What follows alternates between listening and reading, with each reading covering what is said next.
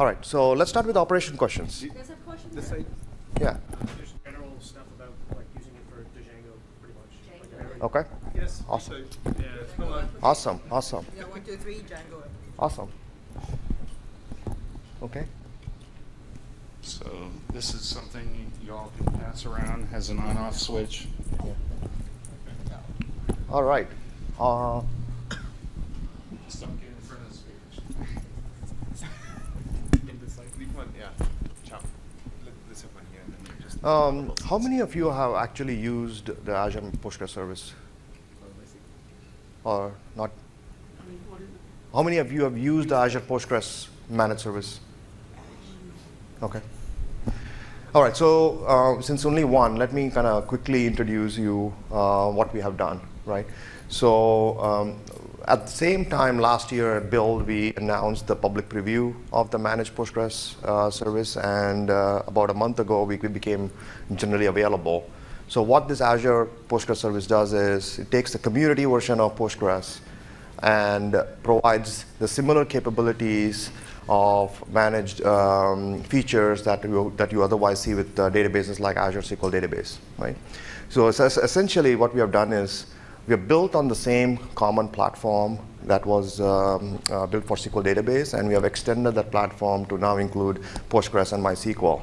And we are actually now working to extend that now to add MariaDB into the engine as well. And one of the key priorities that we chose, of course, it was for us to choose or not. We strategically took the decision that we will build on top of community versions of these open source database engines. That means these database engines are not a fork. These are the same that you would otherwise use on premises. If you download Postgres from postgres.org, it's the same bits that are running on our managed service. Now what you get with that is automatic backup and restore. And similar to Azure SQL Database, because we built on the same platform, now we have things like elastic scaling and built-in high availability. That means you don't have to set up replicas to achieve high availability. It's built in. Right? And that's one of the significant differentiator of the platform.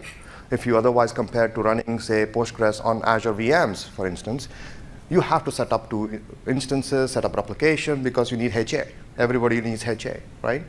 Or you might be looking at running on Google or GCP cloud or AWS clouds. You have to set up multiple instances, set up replication to manage or get SLA around availability. With our service, you don't need to do that. The other benefit we get is also scaling. And scaling comes in the form of scaling for compute or scaling of storage. You can do both of them independent of each other, right? Scaling of storage is instantaneous. That means no application impact, in the sense of no application connections are lost. You can seamlessly increase the storage without even the application knowing about it, and what you get is increased IOPS. So you can scale for more IOPS, or you can scale for more capacity. And because we are built on Azure Service Fabric and using our own container technology, which is proprietary, we are able to also scale up your instances up or down instantaneously within seconds, right? So you can mostly right size how much resources or capacity you need to actually allocate to your instances, because now you have the freedom to go scale up or down. Oh, okay, I didn't know that. Real-time slides for you. Real-time slides, okay. Thank you, Rachel. So that's kind of the overall the context of the managed service. And one of the most important priority we took on since the start of the preview was based on the customer's feedback. We invested heavily on security. Right? Because for all of our customers, security is the number one most fundamental, of course, besides performance and resiliency. So we are now we have passed most of the industry certifications like ISO, PCI, SOC, HIPAA, and we did this as we became generally available. Right? And then we also invested in bringing VNet service endpoints to the service as well. So it's currently in private preview, which we are going to be releasing soon in about next several weeks. We will bring it to public preview, which means now you can securely connect these Postgres databases to an existing VNet and configure it such that only the VMs within the VNet can access the database. So otherwise, in terms of the user roles, management, etc., is the same Postgres that you would otherwise use anywhere else.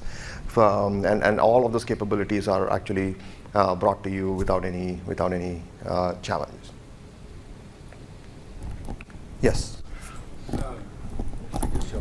Where's the? Yeah. Sorry. So I appreciate that. There's a lot that I like about the Postgres offering, especially the scaling up, the built-in HA. I think that's fantastic. Operationally, one of the things that I need is read-only replicas for two reasons. One is actually to separate some heavy read-only microservices off the main database. The second is when we do a schema change, the way we roll out things is we set up a read replica and we wait for it to catch up. Once that catches up, we separate it as a standalone master in case we really F something up, which means, fail something up. You understood that, right? Yep. And so that we can instantly transfer without having to go to backups to do a restore. So we can have very quick service restoration and then have a long operation to fix the interlude data. So that's something that we need. In addition, the cross-regional would be needed. But that's what I'm looking for that you didn't mention. Okay, because obviously I didn't mention because we don't have it in the service today. And that's something that we have been working on, and the question was about readable replicas. So let me also mention how we are looking at the read replica scenario, because replication is fundamental to many different scenarios. It's for read scale, some implement it for HA, some implement it for DR, some implement it for applications, the distributed applications across the region where they want their localized application and want localized low latency access to the databases. So these are all the different scenarios that we see replication being asked for. The way we are looking at is starting from solving the simpler scenarios and then gradually moving towards the most complex scenarios. So we have already started our engineering work towards enabling readable replica to create these replicas within the region. And the scenario we are optimizing for is read scaling, right? And not for like high availability, like so that you can fast fail over. I mean, of course you can do all of that, but our primary, we like to use the word hero a lot in Microsoft. So we call this everything. We call it what is the hero scenario amongst these technologies. And the leading scenario is read scaling, and that's the first one that we will enable. So once we are through that, the next phase of that is going to be allowing users to create these readable replicas in different regions. And that is to address the global distributed applications that wants localized access to their databases in that region for low latency purposes. Because that's what we heard from many customers, that was the scenario that they're really wanting the readable replicas across different regions. Then the third phase of this is now how do we allow replication or these readable replicas to be used in a highly available or disaster recovery scenarios. That's a more involved scenario for us. And the roadmap for us is that we are expecting the readable replica within the region to be out by, say, end of June timeframe. And the second half of this calendar year, we'll be focusing on enabling it across regions. And we anticipate once we enable the readable replica within the region, to support it across regions, is not going to be that big a leap for us to take. So we may decide to actually roll that out sooner. Of course, barring any negative implications we see around the network latency between the regions, because that will definitely come to play in how these replicas are kept consistent and whether the readable replica will be out of sync very soon, what other underlying design challenges we'll face. Like I would say that we don't completely have a full understanding of that, but that's the thinking around replication as a whole. Yeah. Yes, sir. How does updates work? What do you normally? I can repeat the question too. Okay. Yeah. Updates. How does updates work? I mean, if I test against a specific version, would you normally go and update when the latest version of Postgres comes out? Or? Oh, okay. So the question was, how do we patch? Let me improvise that.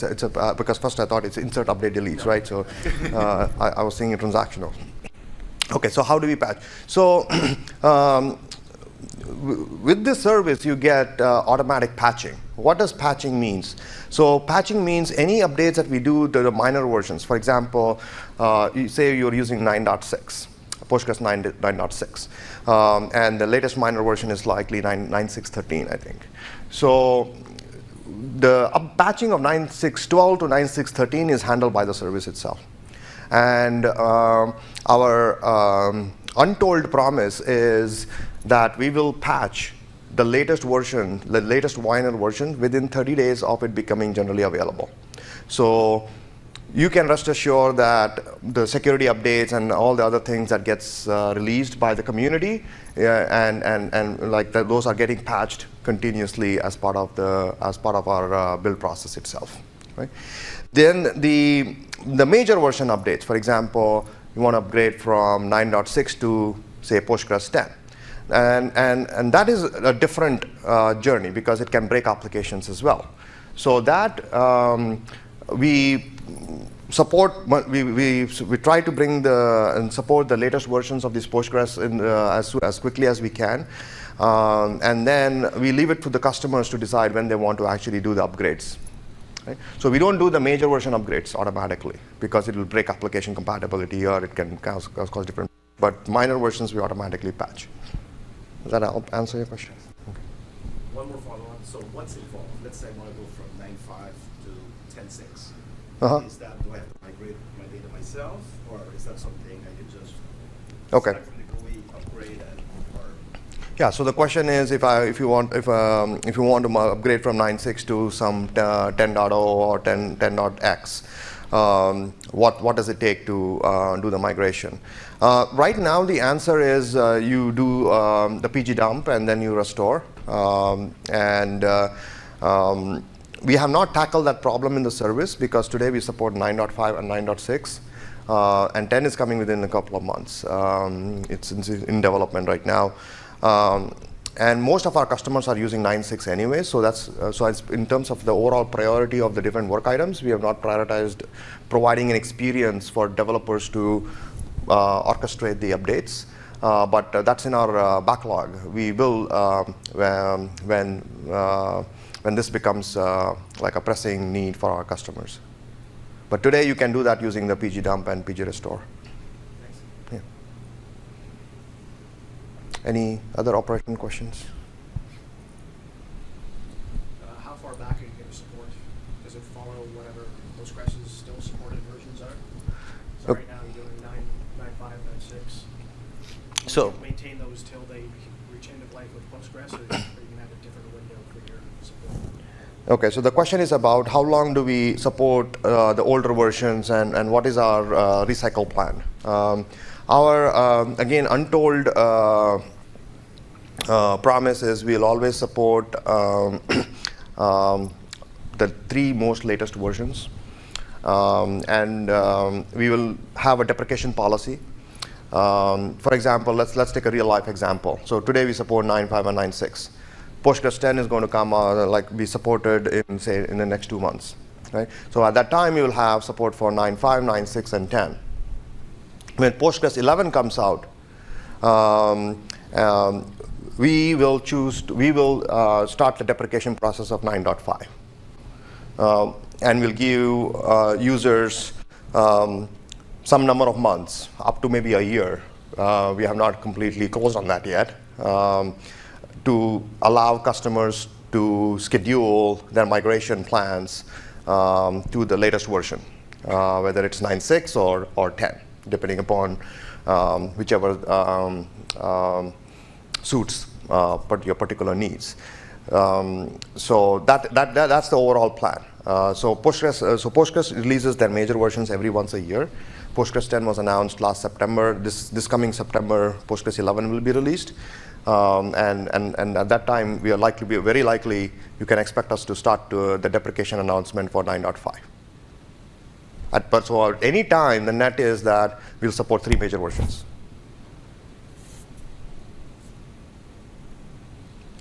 Any other operational questions? Is that, let me actually ask back, is that sufficient for you? That's better for you? No, I mean, I'm literally, right? I mean, it's not say, too oh my long, God, so- this is like a disaster, right? Like, if it's too fast or too slow, I don't know. Good, okay. Any other operational questions? Or what was the next classification? I know there was a readable replica. Oh, what was the next question? Yeah. Django. Django, yes, favorite topic. Okay. So I'm assuming that you're all familiar with web apps. Are you? So web app is a PaaS service, and it comes with the pre-integrated with Django template, and we integrate natively into that framework. So if you want to deploy a Django-based app, either you run the Django app on a VM, so we have no issues with that. But if you're really looking into an integrated experience of running a Django-based app, you can go to web app, and maybe if you go to the marketplace, we can show you the template as well. If you go to Azure Marketplace and search for web app Django, you'll see that like our Azure Database for Postgres is natively integrated into that.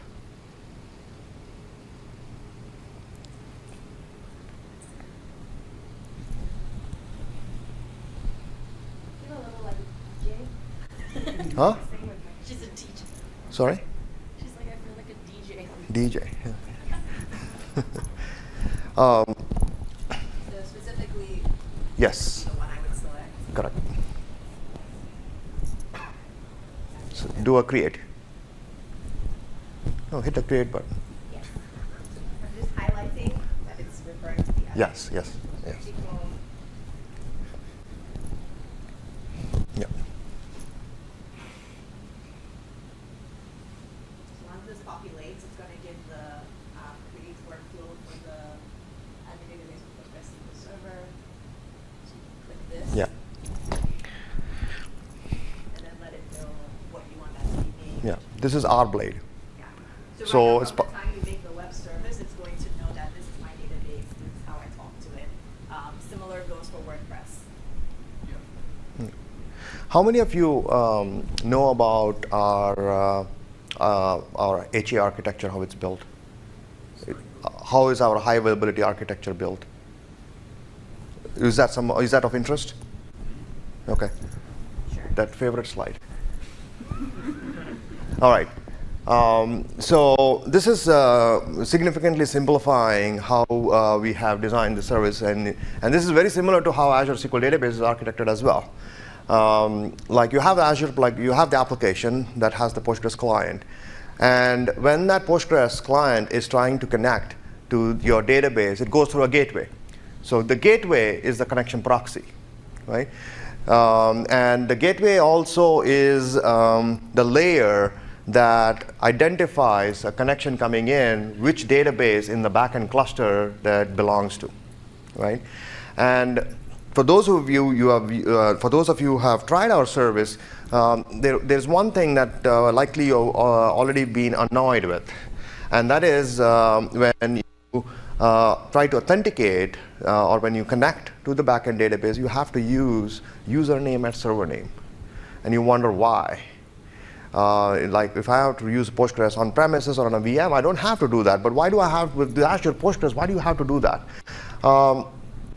There are pros and cons with that. I mean, in why we have a gateway, right?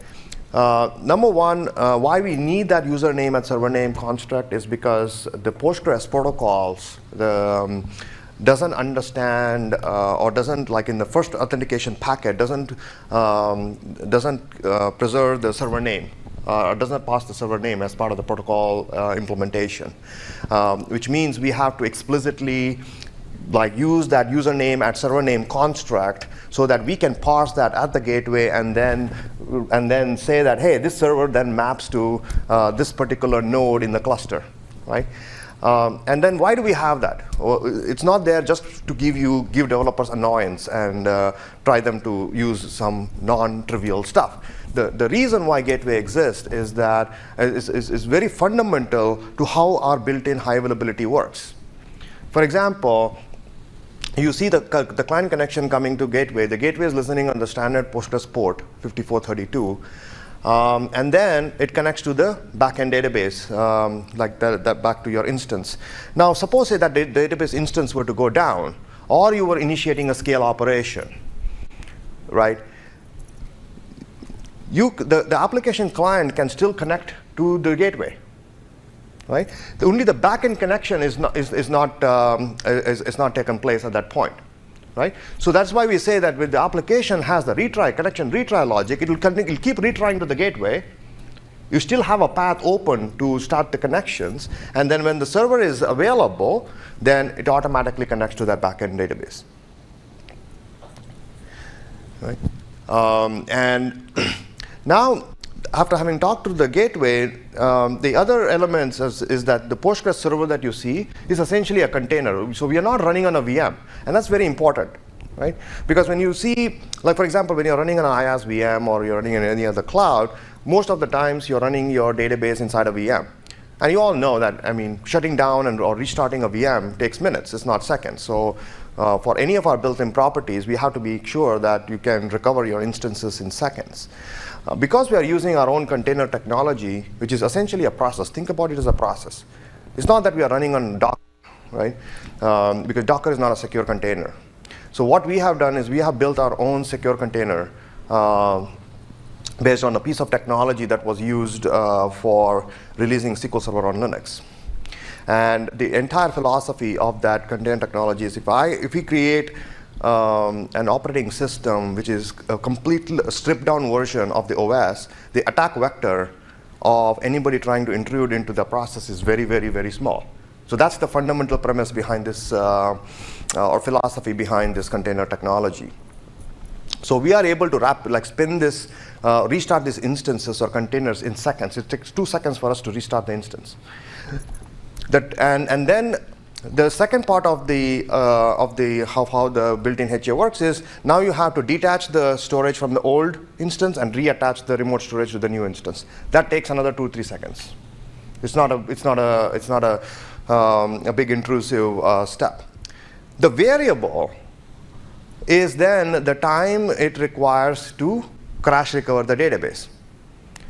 So for example, if you're doing a planned activities, for example, you're doing a scale up of an instance or a scale down of an instance, that we treat it as a planned maintenance, wherein we do the checkpoints before we bring down the instance so that the recovery time after we spin it back up is very minimal. But in case of an unplanned failover or unplanned failure, suppose there is a bug in Postgres or whatever that is, and sec faulted or brought the instance down, then we didn't have the opportunity to do the checkpointing ahead of time. So depending upon how much ever transactions that were running at the time the instance went down, it will take like whatever the time it takes for it to recover and crash recover the database to bring it to a consistent point. And that is variable, and that is depending upon the workload that is being running at the time. Most typically we see that it's within the 45 seconds, but also to be very transparent, we have also seen in some instances it can be 5 minutes as well. Because if you are running if you have a very long running transactions without a commit, for example, right? So you have a transaction that has been running without commit and doing inserts for the last 15 minutes, and then we bring down the instance down. Now it has to go and undo all those transactions that happened over the last 15, 20 minutes, and for that to happen, it might take 30 minutes as well. Right? So that part is the variable part of the overall built-in HA that you get with the service.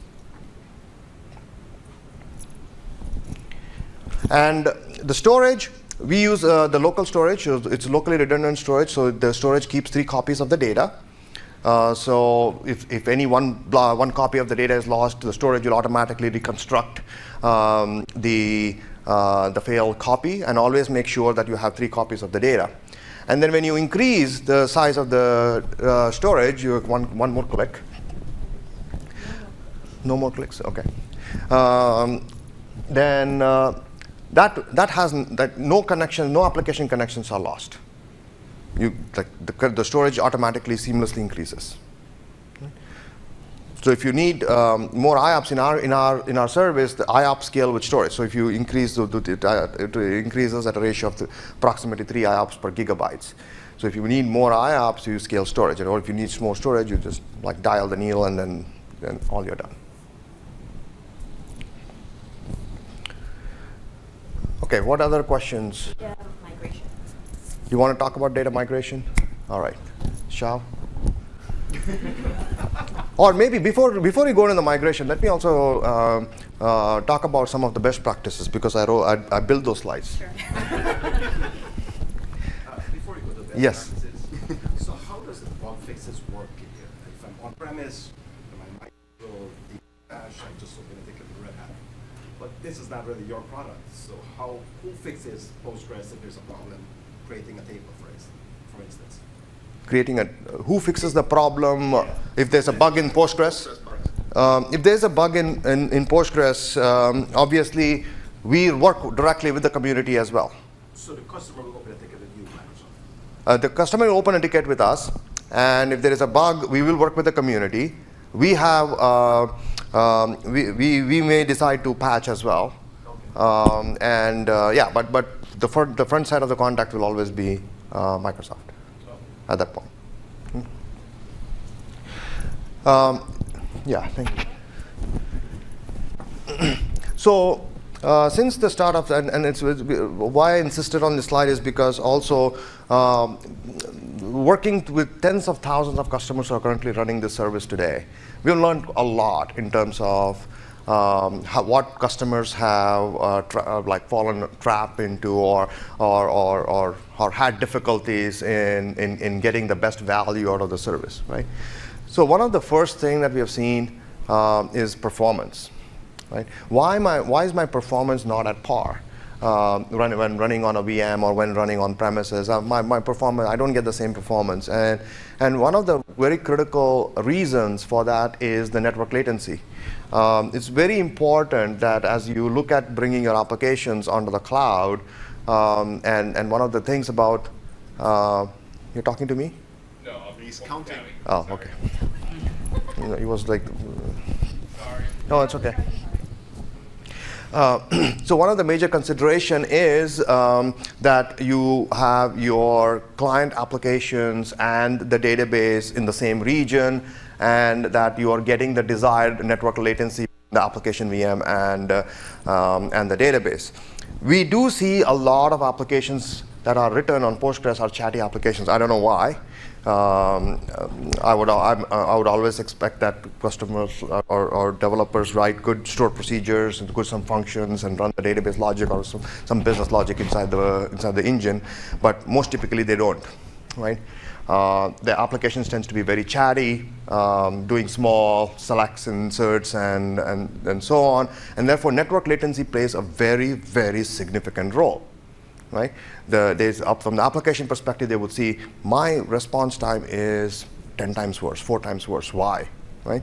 And one of the best practice and recommendation is to use the accelerated networking on the client application. So accelerated networking is a terminology used in Azure, but if you're familiar with SRIOE, that's exactly what it is doing. It's fast networking. And then you can get significantly better round trip transaction latency when you enable that. There are certain VM classes that support this. Not all VM types support accelerated networking. So I also have a link here that you can reference which VM types and how you go about creating a VM with accelerated networking enabled. This is very, very important. Okay? And also I've given some guidance here in terms of what you should expect. If you run a select one from the application to the database, you should get less than 2 milliseconds. If not, that means like stop. Before doing a workload test, stop and see what is it required and why you're getting the low latency. The second one is storage. And on the storage side, we see that not many actually pay more attention to the IOPS. So it's one, knowing that the storage scales are 3 IOPS per gigabyte.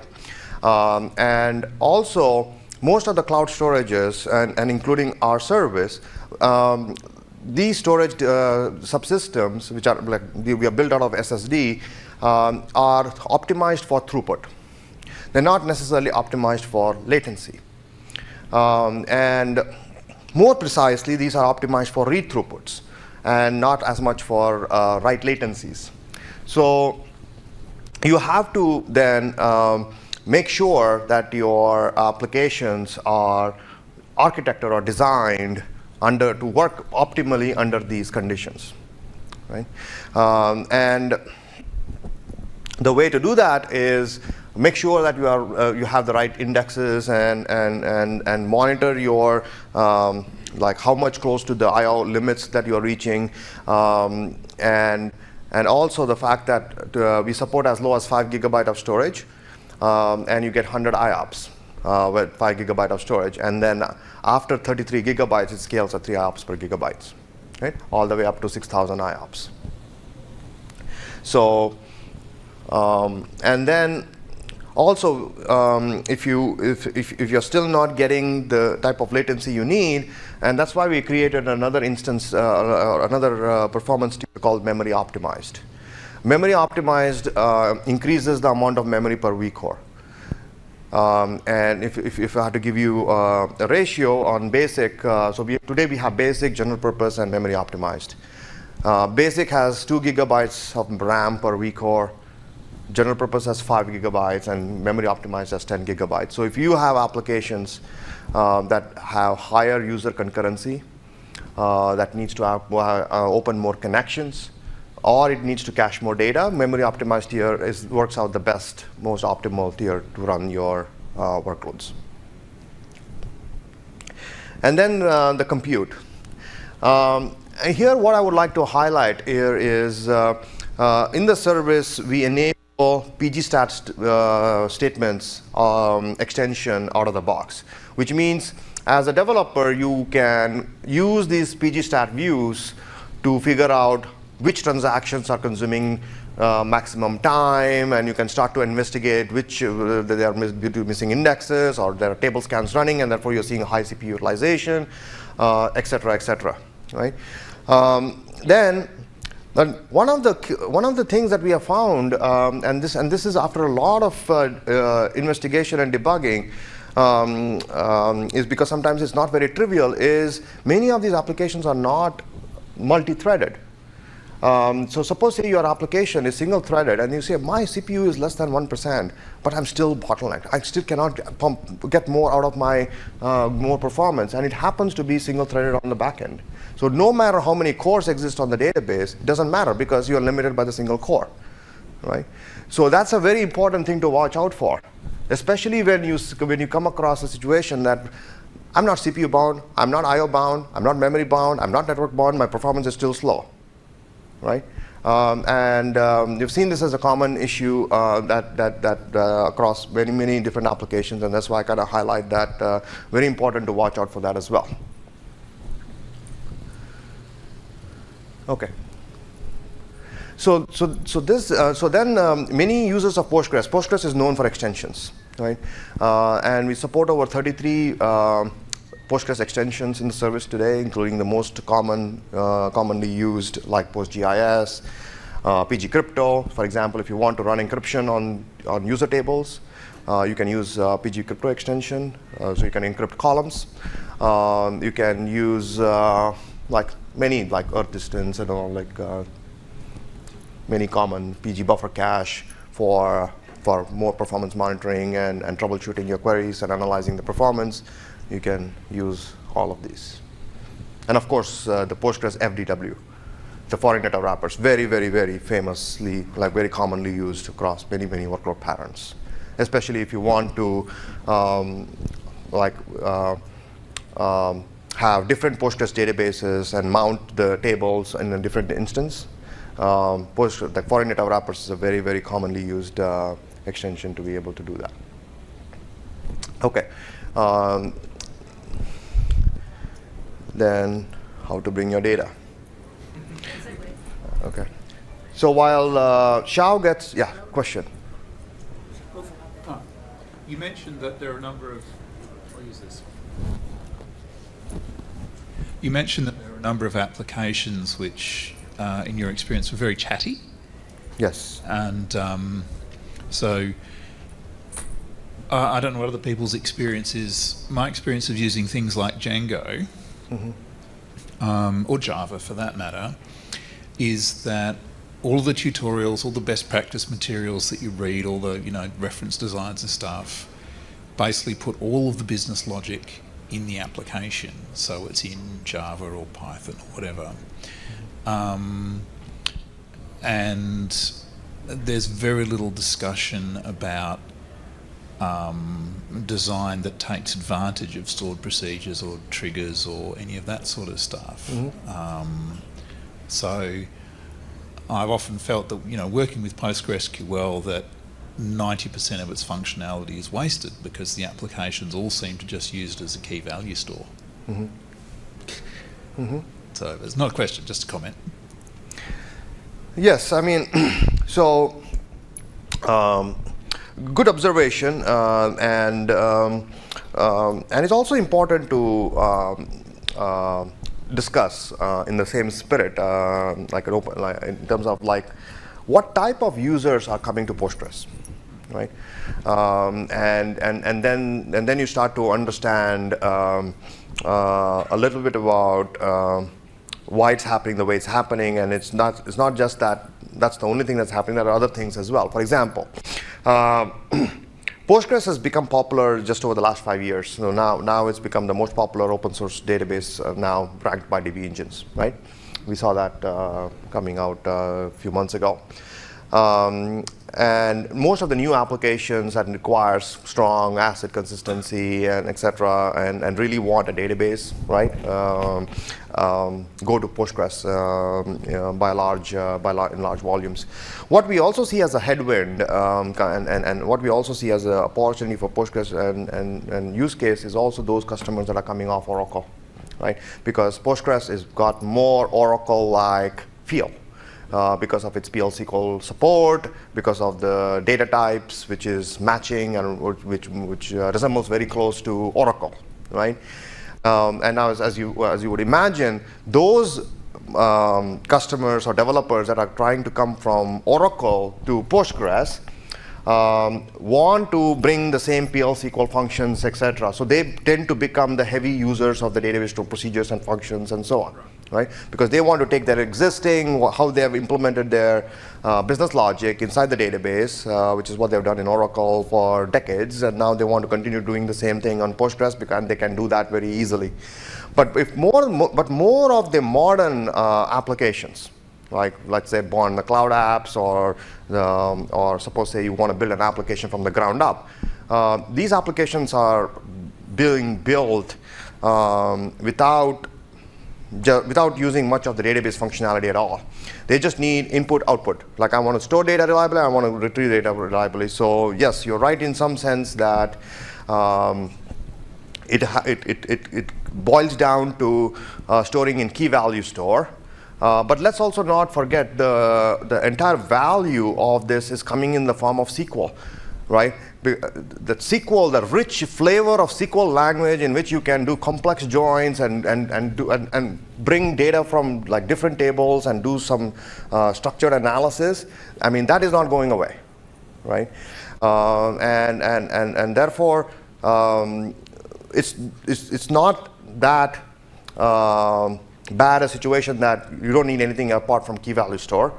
But what Postgres has done really good at, and what the community has done a really good job at, is they have recognized these patterns and use cases, and why the community went down like and enable support for JSON-B, JSON data types. So you can put unstructured data and query and use the same familiar SQL language against those unstructured data as well. So that way, Postgres has really like taken the right direction in terms of bringing that SQL thing. So I still feel that there's a lot more value in that SQL and being able to store it in like structured format in like regular tables, or also in unstructured format in like JSON-B data types. Yes, I just was trying to offer some feedback on why developers might write applications that do a lot of work in the application, but where it could be done in the database. That was just my observation. Yeah, they do. Yeah, I mean. So I just wanted to sort of add something. I've noticed using Django with Postgres, that when I actually look at the queries Django's running, it's running a ton of queries in a single Django operation. I'm curious if you've noticed with your service, people migrating, if they've had issues because of the latency and things you're mentioning, or some of the performance, specifically with Django, and if when we're migrating, we should be careful about even going back through and checking what queries Django is running. Yeah, I mean, so the question is, have you seen such patterns emerging from running Django type of applications? Yes, we have. And what we have seen more of along the same lines is the huge popularity for developers to use benchmarks like pgbench. So pgbench is a standard benchmark with Postgres, which is like TPCB, designed in the 1970s, and it's basically like simulating ATM tellers, right? Like I'm a user teller, I'm doing my input output, right? So very, very chatty applications. Chatty application does 7 round trips for every statement. Yes, and that's the reason why I brought in that first comment about best practices, focusing on network. And we see these concerns all the time. And that's why it's super important making sure that you have the most optimal network between the client app and the database. And even then, there sometimes you could see that you're not getting the desired latency at all or not, right? But that's just the way it is. But accelerated networking will bridge the majority of the gap that you would otherwise have. And once we have had those customers turn on accelerated networking, they've been happy about it. Right? So. Do you know about the cached property annotation in Django? The cached property annotation in Django. I'm not sure what you're referring to. Django offers a facility where within a single request you can annotate a method or a property that stands in for a method as being cached, so that if you're actually retrieving a value multiple times during an operation, you'll retrieve it once and cache it. Oh yeah, and I've been using like select related for nested tables, but my case is specific to, I'm using Graphene to have a GraphQL API, Okay. and Graphene itself, it's not, I don't think it's built very well. So it's like it's sort of doing things in the worst way you could do them within Django. And then when we looked at performance issues, we found it was running like thousands of queries for some simple operation. Yeah. Another question from you? Yes. I want to know that how do you handle PII data in terms of encryption and decryption? Will Okay. Postgre will take care of itself like Azure Database. Mm-hmm. They are through Azure SQL database. They have like one key and client key that they can manage. Yes. So the question here is, how does the service handle PII data? So I talked about like when I talked about the programmability, I talked about all the extensions we support, right? So PG Crypto is one such extension that the community has created, where you can encrypt through it's application level encryption. So you can encrypt your columns, you can encrypt your tables, select tables based on the encryption keys that you define, and that we support as part of the service. So we need to forcefully use that extension to encrypt. Correct. Like Azure database. Correct. And the additional encryption that we provide in the service is the data that is stored on the disk on our Azure storage. Both the data and the backups are automatically encrypted by default using the AES 256-bit encryption. Okay. Right? But that encryption scenario is what is really trying to solve is if an intruder comes into the data center, plugs a disk, and then tries to read the data, will they be ever able to read the data? And the answer is no, because the data is all encrypted. But that's the scenario the data on disk encryption is trying to solve. But then we also have the encryption between the application and the database via SSL, right? But then there are applications or there are needs for the user to have their own encryption on the specific columns, specific tables, etc. And the answer from the Postgres community is the PG Crypto, which we support.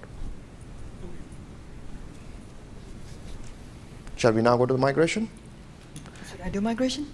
Yeah, sure. All right. So usually people will ask us, hey, how do I I'm ready to actually try on Azure Database for Postgres or MySQL. How do I actually move the data in or bring the data in, right? Now, you look at this slide here, it's actually talking about database migration service. But before I go there, today, the easiest way that we tell people to do is actually PG dump and PG restore, right? And usually the question that we ask our customer is, how much downtime can you tolerate for your application? Now, customers tell us that, hey, I have a content website, like MySQL, they have a content website, and usually we have some maintenance time, right, that I can tolerate a downtime over the weekend.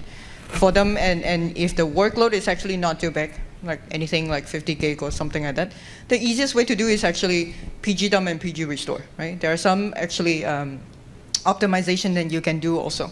If you're familiar with PG dump and PG restore, you can actually do a schema only, right? You move the schema first, then you do the data. You can also do a pre-data and also a post-data.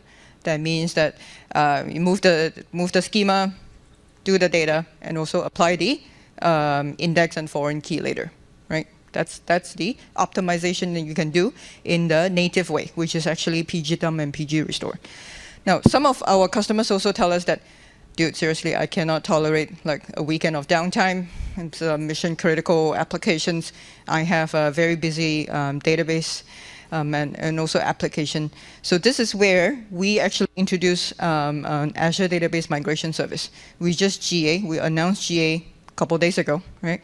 And currently, it's actually, you can do a SQL Server to SQL Azure and SQL Managed Instance live right now on database migration service.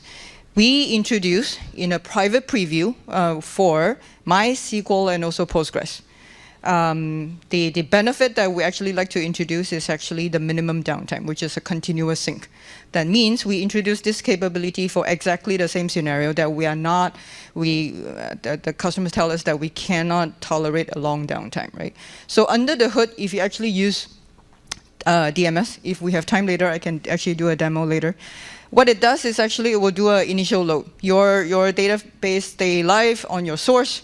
I am just going to continuously syncing your data from the source to the target. Target means it's on Azure, right? So then that means your database stay live. I'm just continuously like replicating over. You will see the data catching up, right? And then during the migration day, what you will do is you'll stop your application, stop taking in traffic.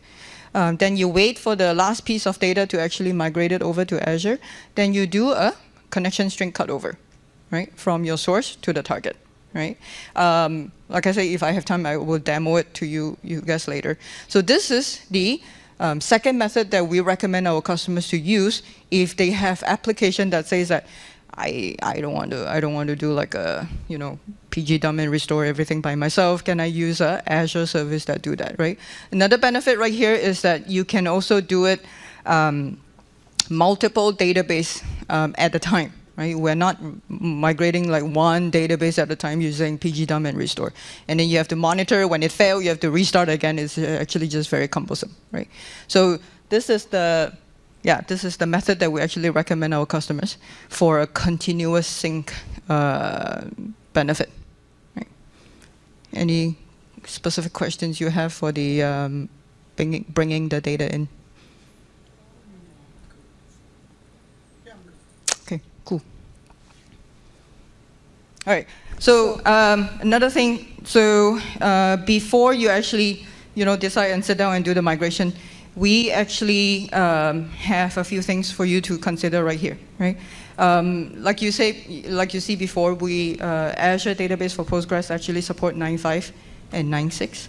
So that means your on-prem, if they're on an older version, let's say a 9.3, right? So you probably need to upgrade them from the source, right, to at least a 9.5 or 9.6 before you actually bring that data in to Azure. Right? We also don't do a 9.5 to 9.6 jump. That means that if your on-prem is actually 9.5, we recommend that you use a Azure Database for Postgres, which is the same version, 9.5 to 9.5, 9.6 to 9.6. Yeah. All right. So you also need to do a little bit of homework of sizing of your on-prem hardware and also spec versus the Azure Database, right, for Postgres. So you can actually see here some of the offering that we do, which is the basic, the general purpose, and also memory optimized. You can read a little bit about that, and depending on your workload, what is actually needed for those kind of offering. Right? Validate the Postgres extension. Sooner just say you might actually use an extension on-prem that is actually not offered yet in Azure. Right? Those you need to actually do the validation on that one. Plan for the migration of the users and roles. So today, a database migration service couldn't do user login and also role migration yet. A lot of customers tell us that, hey, you really need to actually help us to also migrate the roles and users' permission. We're working on that one. So that means right now, if you're actually planning to do a migration, you need to migrate yourself, right, on the users and also roles, right, from the on-prem to Azure. So like I say, the migration for Postgres and also MySQL is on a private preview. That means that if you actually go to Azure or Marketplace right now, you couldn't find it, right? So sign up on that page right there. It's AKAMS DMS preview page. I will contact you, and you just sign up with your email and your name and your type of workload, where are they hosting it. I will send you guys an email, then we can actually onboard you to DMS and try on the service. We actually like you guys to actually try on that service, and you gave us feedback on what else do you guys wanted to see, right? We know that migration is a very daunting task, especially for like really a big scale and enterprise grade of like the application. Yeah. Were there any other questions that we could answer, or would you like Shao to show the migration demo?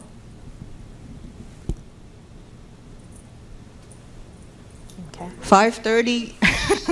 5:30. Yes. Question. So I went to an AKS demo, and they were showing that we could use the service redirects for some of these things. Supported for Postgres. AKS is the Kubernetes. Yeah. What do you mean by the service redirects? So it would replace out you setting up a container with Postgres running on it. Yeah. They gave a WordPress demo. Oh, sure. I can show you what that looks like. You can tell me if this is quite what you mean.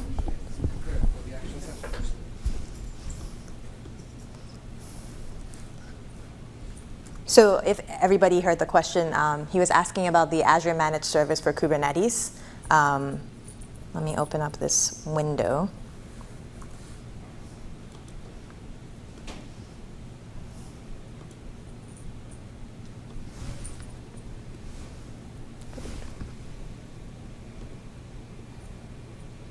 Sorry, first of all, in case you're not familiar generally, this is the Azure portal. This is where you could, one option for provisioning a PostgreSQL database. So it's just going to databases. It'll open up this window. Most of your configurations would happen in this pane.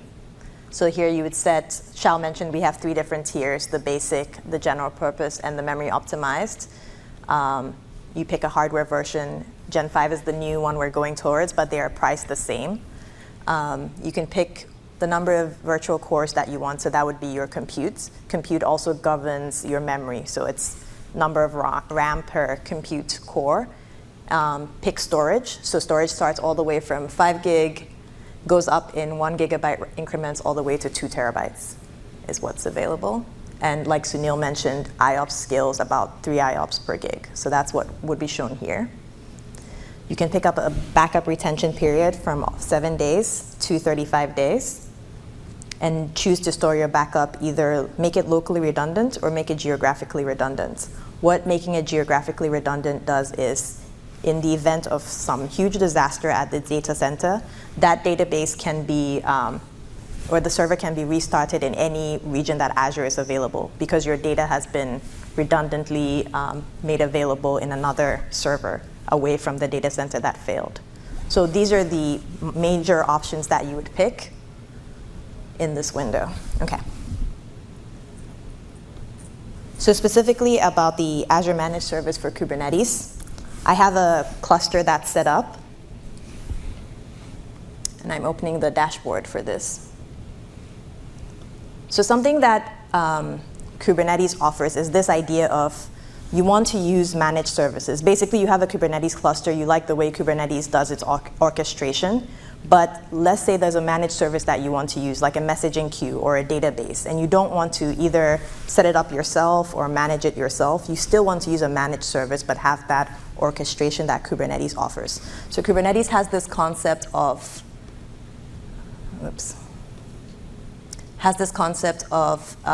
service catalog and the service broker. So the service catalog interacts with the Kubernetes API server and tells it understands how the API server talks, and it's able to communicate between the API server and the service broker. So it keeps track of things that will be general across any managed service. That is the bindings, the provisionings, and keeping track of plans that are available. So that's the interface that understands generally that binding, provisioning plans. And then when you come to the service broker, that's on the far right, a service broker would be specific to the different cloud providers. For example, Azure has a service broker, Google has a service broker. And so that's how it's able to know specifically Azure managed services, like Azure Database for PostgreSQL. So if you wanted an Azure managed service, you would need to have both the service catalog and the open service broker running for Azure. And then once you do, I'm going to show you this in GUI form, but it's also something you can completely do from the shell, and I'll show you that as well. You can come here and select, for example, an Azure Database for PostgreSQL server. You pick your tier, so very similar to what I showed you in the Azure portal, but this is going to bind directly to your Kubernetes cluster. Then you give the instance a name, build.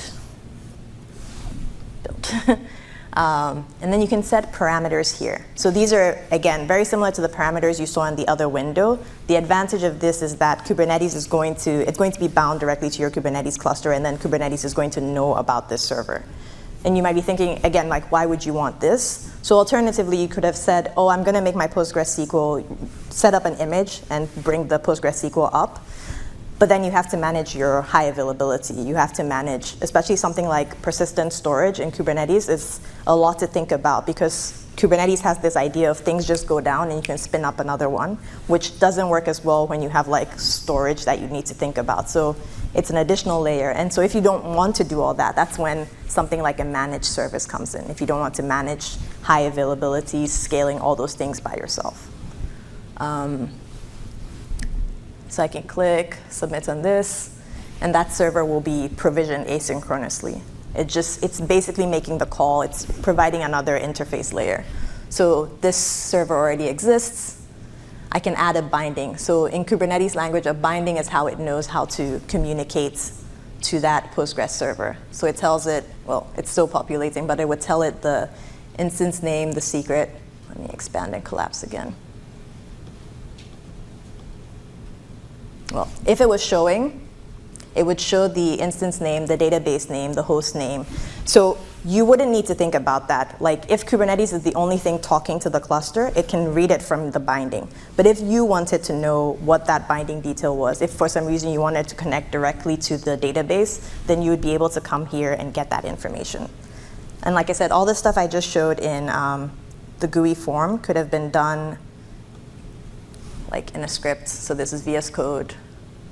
And I'm writing what the parameters of that server would be. And then I myself write that I'm requesting a binding. And this is what the binding file is going to be called. Were there any questions I could answer about that? Awesome. Has there been any discussion about supporting logical decoding, streaming out of PostgreSQL? So this would be with something like Event Grid, or specifically Postgres logical replication? Yeah, like logical replication, but just the decoding part rather than the whole replication. It is. So I don't know if you were here at the beginning, but we went into general availability at the end of March. And so our focus has very much been on getting the fundamentals in that people are looking for, the things like high availability and scaling. And then we're looking to broaden our horizons and then get those things like logical replication in. I know that's something that's a huge feature on Postgres 10 that people are looking for. Our major consideration there is about security and making sure that the slots and all those things are available only to the right users. And also that it doesn't take down your database and things like that. Yeah.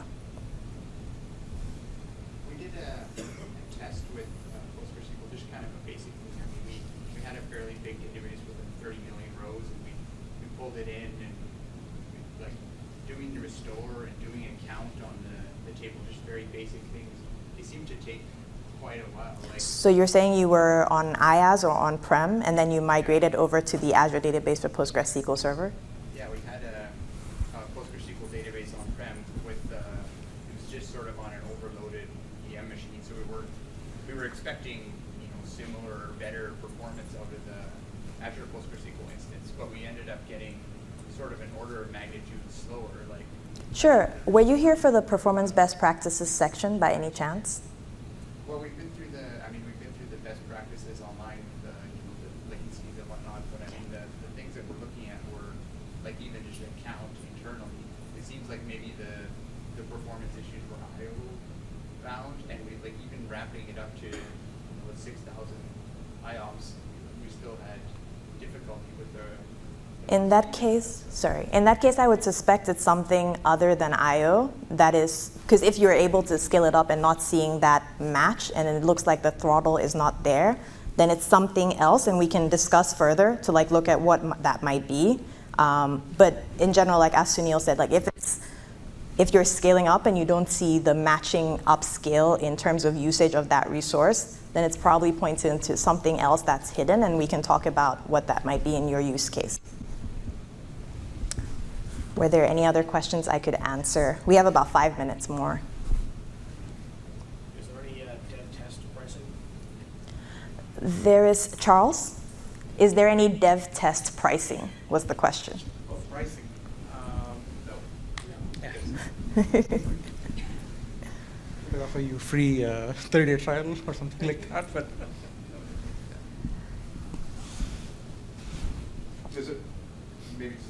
we generally have it on the roadmap to add Postgres or the open source databases to be part of the free trial, like this 12-month free trial that you get in Azure. This onboarding hasn't happened yet. But so you would get one specific size that you would then be able to use for free for like the 1-year duration after creation of the subscription, similar to other services. It's just where we use the Visual Studio subscriptions, and then there's also the dev test pricing if you need to buy big block, and it's usually like a 10 production cost. It's on our system. Yeah, so we don't have this at this. Obviously, you can use the credits that you get as part of the MCN subscriptions against those services, but there are no special deeds at the moment for those. Also, in terms of pricing, between basic, general purpose, and memory optimized, you can take a look at our pricing page. Basic tends to be a lot cheaper because it doesn't have those performance guarantees. So like you said, maybe not expected to be used for a full production scenario, but it will get you a feel of what the service is like at a cheaper price.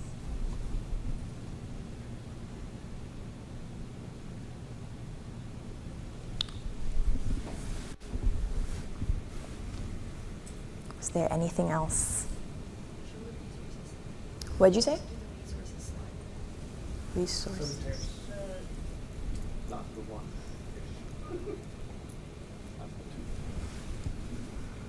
One second.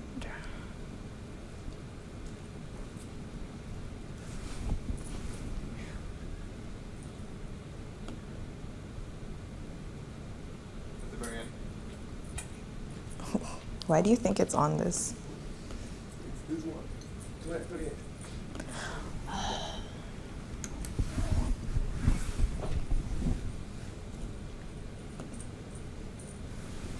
Yeah. Yeah, so if any of you guys are actually interested to do a migration, let's say for example, using for like a dev testing, I can talk to you and I can get you guys to actually try on using the database migration service. That is actually much, because it's an Azure service, you don't have to do it yourself using a PG dump and PG restore, right? Yeah, so my call of action is come and talk to me if you're actually interested to do a migration. So we just onboard you to actually use the Azure service, database migration service. Then you don't have to deal with like the PG dump and PG restore mess, right? Yeah. We can call this session closed, and you can come talk to any of us, me, Shao, Charles, Andrea, Jan. Come ask us any questions you have, any burning things. Thank you so much.